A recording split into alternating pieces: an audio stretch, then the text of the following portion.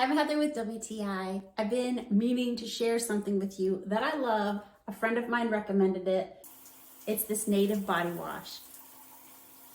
Smells like fresh vacation without kids on a beach in the rain. That's what it smells like.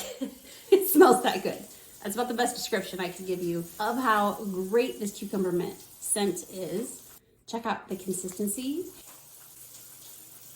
Makes great suds. It's a really nice, fresh scent, but it's not fragrancy or super girly, so the boys in our house also can use it. It's that good. Sulfate, paraben-free, dye-free, that other word that I can never pronounce, but it looks like phthalates-free, and 18 ounces, plenty. Anyway, you gotta check it out for yourself. Absolutely awesome. We're big fans of it, and that's my point of view.